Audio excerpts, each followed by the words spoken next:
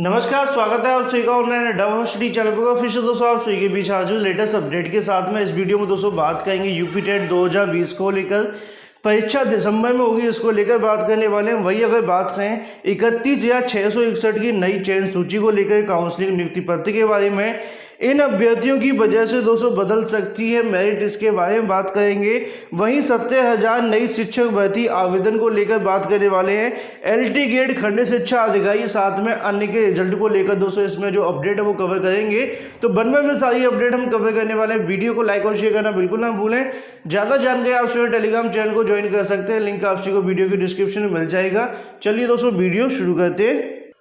उत्तर प्रदेश के अंदर कई सारी भर्तियों का लगातार अभ्यर्थी इंतजार कर रहे हैं। शिक्षक भर्तियों की बात करें प्राइमरी के लेकर, या फिर अगर बात करें जूनियर भर्ती आने वाली थी उसको लेकर भी अभ्यर्थी इंतजार कर रहे हैं। लेकिन ऐसे में प्राइमरी की भर्ती हो या फिर जूनियर की भर्ती हो, हम बात करें 4,000 को लेकर जो आने वाली थी वो कब आएगी, अभ्यर्थी इसको लेकर लगातार पूछते हैं। तो ऐसे में जब तक यूपी टेट नहीं हो जाता है तब तक इन दोनों भर्तियों के आने में आपको दोस्तों इंतजार करना पड़ेगा, चाहे वो प्राइमरी की हो या फिर जूनियर की हो। ऐसा ही कुछ दोस्तों यहाँ पे आप सभी को देखने के लिए मिल रहा है।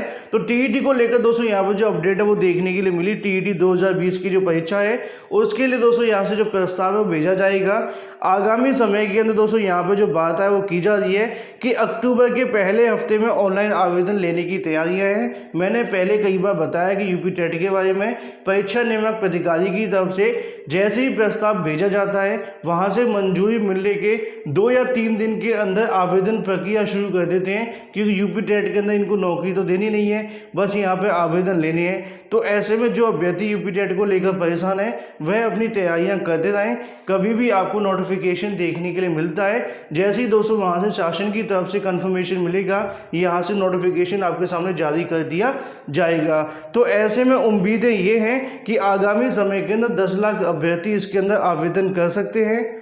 इससे पहले भी एक बार प्रस्ताव भेजा गया था, शासन की तरफ से कोई मंजूरी नहीं मिली, रिप्लाई भी नहीं आया। तो ऐसे में यहाँ पे जो प्रस्ताव है उसके अंदर कहा जाएगा कि अक्टूबर के पहले हफ्ते के अंदर आपके आवेदन और दिसंबर में आपकी जो परीक्षा है वो आयोजित की जा सकती है, जो कि यूपी टेट 2020 होगी।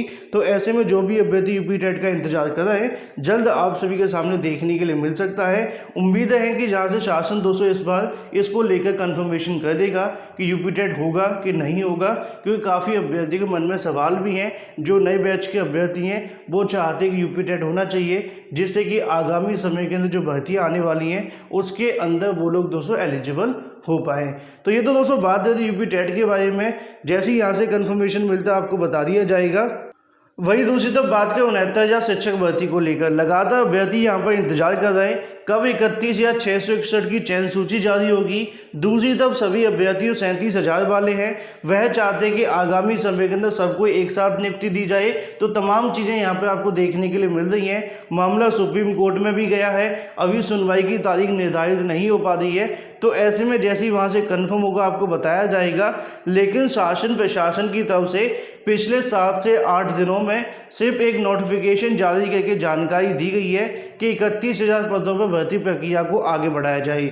लेकिन ऐसे में जो अभ्यर्थी फिलहाल चयन सूची का इंतजार कर रहे हैं उनका इंतजार जल्द समाप्त हो सकता है। आज की ही तारीख के अंदर दोस्तों विज्ञप्ति आने की संभावना है। और जैसा कि मैंने आप सभी को बताया है कि एक बार आपका कार्यक्रम जारी कर दिया जाएगा नियुक्तियों साथ में काउंसलिंग का, तो उसके लगभग 24 घंटे के अंदर आप सभी के सामने जो नई चयन सूची है वो दोस्तों जारी कर दी जाएगी। यहाँ पे भी आप सभी देखेंगे आज या कल में आ सकती है दोस्तों 69,000 शिक्षकों की नई चयन सूची, जिसके बारे में दोस्तों मैंने भी आप सभी को बताया कि अगर आज आपका कार्यक्रम जारी किया जाता है तो संभवतः उम्मीद है कि कल तक 100% आपकी जो नई चयन सूची वो जारी कर दी जाएगी और उसके अंदर बताया जाएगा विस्तृत तौर पर कि कब आपकी चयन सूची आने वाली है, कब तक आपको नियुक्ति पत्र दिए जाएंगे।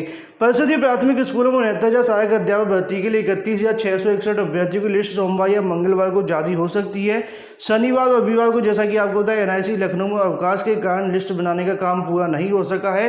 अपर मुख्य सचिव बेसिक शिक्षा रेणुका कुमार ने 24 सितंबर को लिस्ट जारी करने के संबंधी आदेश जारी किया था। इससे पहले 1 जून को लिस्ट जारी की गई थी, जिसके अंदर आप सभी को पता है कि यहाँ पे जो अभ्यर्थी आवंटित किए गए थे उसी के आधार पर 31,661 पदों को समानुपातिक रूप से जनपदों में आवंटित करके मेरिट के ऊपर से उतने ही अभ्यर्थियों को काउंसलिंग होगी। सूत्रों के अनुसार उनका कहना है कि पूर्व की लिस्ट में कोई छेड़छाड़ नहीं होनी है, ऐसी जानकारी दोस्तों यहाँ पर देखने के लिए मिली है।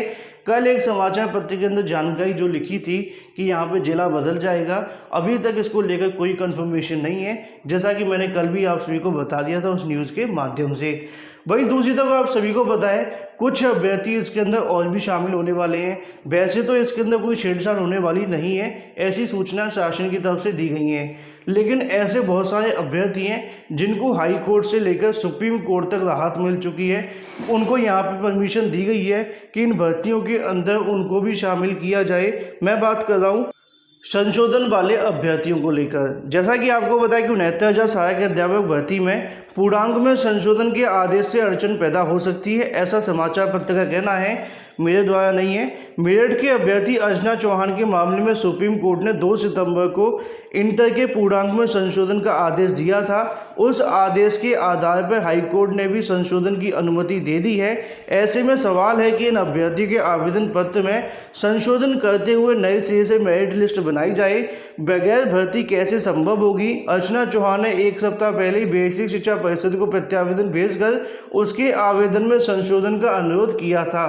तो ऐसे में आप सभी चीज़ों को समझ सकते हैं कि बहुत सारे ऐसे अभ्यर्थी हैं जिनको यहाँ पे हाई कोर्ट सुप्रीम कोर्ट से लेकर 200 राहत मिली है, डबल बेंच से भी मिली है, लेकिन प्राप्तांक पूर्णांक में संशोधन होगा तो आपको पता है यहाँ पर मेरिट में बदलाव हो जाएगा, क्योंकि बहुत सारे ऐसे अभ्यर्थी हैं जो 1,46,000 के अंदर चयनित हैं, लेकिन 67,867 के अंदर नहीं है। वहीं दूसरी तरफ दोस्तों बात करें इनका संशोधन कब होगा, इसके बारे में दोस्तों आप सभी को पता है कुछ शिक्षा मित्रों को शामिल करने की बात की गई थी। स्वयं बेसिक शिक्षा मंत्री सर की तरफ से यहाँ पे उनको आदेश भी दिया गया था कि जो भी चयनित शिक्षा मित्र हैं, मतलब जिनको भारांक नहीं मिला 1,46,000 के अंदर हैं लेकिन 67,867 की चयनित लिस्ट के अंदर नहीं है, उनको भी शामिल किया जाए। तो तमाम चीज़ें हो सकती हैं, लेकिन जब तक सरकार की तरफ से कोई शासनादेश जारी नहीं कर दिया जाता इनके संशोधन के बारे में, तब तक उन संशोधन वाले अभ्यर्थियों को इंतजार करना पड़ेगा। तो ये तो दोस्तों बात जो थी मेरिट को लेकर। वहीं दोस्तों अगर बात करें 17,000 नई शिक्षक भर्ती के आवेदन फीस के बारे में, जैसा कि दोस्तों मैंने स्टार्टिंग में कहा कि अभ्यर्थी उत्तर प्रदेश के अंदर बहुत सारी भर्तियों का इंतजार करें, चाहे वो लेखपाल की भर्ती हो या फिर जूनियर की, प्राइमरी की, तमाम ऐसे वादे देखने के लिए मिलते हैं। अगर हम बात करें टीजीटी पीजीटी भर्ती को लेकर, पिछले साल अक्टूबर में आने के बारे में बताया जा रहा था, पिछले साल है ना, उससे पहले लगभग 4-5 महीने और अभ्यर्थियों को जानकारी मिलनी शुरू हो गई थी, लेकिन पिछले साल अक्टूबर में 40,000 पद होने की वजह से चयन बोर्ड की सांसें फूल गईं। उन्होंने यहाँ पर टास्क फोर्स का गठन किया। गठन करने के बाद में पदों की संख्या 16-17 रह गई है। कभी कभी आपने देखा हो, मैं कभी 18 कहता हूँ, कभी 17 कहता हूँ, कभी 16 कहता हूँ। उसका रीज़न सिर्फ इतना है कि यहाँ पर दोस्तों अध्याचन के माध्यम से जानकारी दी जाती है, वो आप सभी को बता देते हैं। तो ऐसे में 17,000 पदों को लेकर अखबार के अंदर सारी सूचना आ चुकी है। यहाँ पे दोस्तों एक और अपडेट देखने के लिए मिल रही है जो कि आवेदन फीस के बारे में है, लेकिन विज्ञापन कब आएगा इसके बारे में अभी भी इंतजार है। उप सचिव की तरफ से कहा गया है कि अक्टूबर में आपका जो विज्ञापन है वो जारी कर दिया जाएगा। सभी तैयारियां पूर्ण कर ली गई हैं, बस इंतजार है दोस्तों विज्ञापन का। और इससे पहले भी जानकारी दी गई थी कि चयन बोर्ड की तरफ से स्पष्टीकरण आ गया था कि इसके अंदर EWS आरक्षण भी दिया जाएगा।